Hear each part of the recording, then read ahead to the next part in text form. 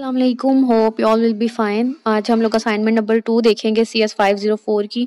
Software engineering की first book है ये, और इसके अंदर हमें जो असाइनमेंट दी गई है उसमें हमने एक UML सीक्वेंस डायग्राम जो है वो बनानी है। उसने बताया कि 20 और 21 लेक्चर इसमें हमने कवर किया है, और हमारे पास कुछ स्टेटमेंट ऐसी है कि हमने एक ऑनलाइन हैंडमेड बैग का ऑर्डरिंग सिस्टम जो है उसके लिए एक UML की डायग्राम बनानी है, ठीक है, सीक्वेंस डायग्राम। अब उसने हमें स्टेटमेंट दे दिया कि एक बैग खरीदने कोई आता है तो कस्टमर के लिए कौन कौन से फेजेस आते हैं और हम कैसे करते हैं, हमारे पास स्टॉक है या नहीं है, तो हम क्या करेंगे, तो उसके लिए हमने एक डायग्राम बनानी है।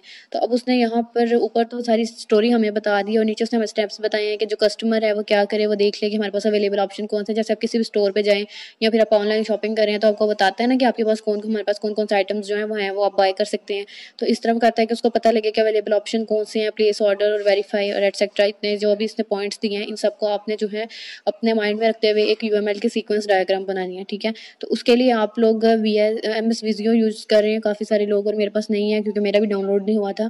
तो स्मार्ट ड्रॉ जो है वो आप लोग यूज़ कर सकते हैं, ठीक है। स्मार्ट ड्रॉ जो है वो 7 डे का फ्री ट्रायल होता है इसका, और इसके ऊपर आप जाके हर तरह की जो डायग्राम है वो ईजिली बना सकते हैं। तो अब ये यहाँ जहाँ पे मैंने आपको डायग्राम दिखा दी है, ठीक है, तो ये डायग्राम ऐसी बनानी है हमने जो UML सीक्वेंस की है।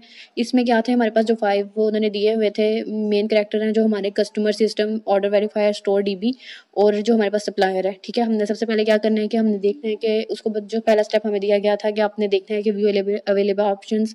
देन हमारे पास था कि प्लेस करें ऑर्डर, फिर वेरीफाई होगा उसका स्टेटस, फिर हमारे पास वो चेक करेंगे हमारे पास स्टॉक की अवेलेबिलिटी है या नहीं है, ठीक है। अगर आपके पास स्टॉक अवेलेबल है, ठीक है, ये जो आगे क्लास की मैंने बना दी है उसके अंदर क्या है कि अगर आपके पास स्टॉक अवेलेबल है तो क्या होगा कि ऑर्डर की डिटेल्स वो शेयर करेगा, फिर वो आपको इशू करेगा रिसीट और सारा कुछ, शिपमेंट वगैरह। तो ये सारा कुछ मैंने इसमें बनाया, और अगर स्टॉक अवेलेबल नहीं है तो क्या क्या होगा। तो आपने इस तरह की बनानी है, इसको आपने कंट्रोल C कर लेना है, ठीक है, यहीं से, और जाके पेस्ट करना है। और यहाँ पर आपकी फाइल के ऊपर जाके आप वर्ड में इसको पेस्ट कर सकते हैं ऐसे, और इसी तरह आपने पेस्ट करना है। आपने किसी की उठा के जो है वो पिक्चर नहीं इनपुट में जगा देनी, ठीक है। देन उसके बाद क्या हो गया है कि उन्होंने कहा है कि आप इसको MS वर्ड पे भी कर सकते हैं, और इसको जो है डायरेक्टली पेस्ट कर सकते हैं, ठीक है। आप इसको यहाँ से कॉपी करें और डायरेक्टली जाके LMS के ऊपर पेस्ट करें, तो वो ठीक है। अगर आप इसको वर्ड के ऊपर कर रहे हैं तो वहाँ पे अगर आप देखें तो उसका जो सिस्टम है वो अलग दिया हुआ है उन्होंने, ठीक है। तो इसको कॉपी करें, पेस्ट करें। अगर किसी ने बनवानी है तो मैं आपको नीचे WhatsApp का लिंक दे दूँगी।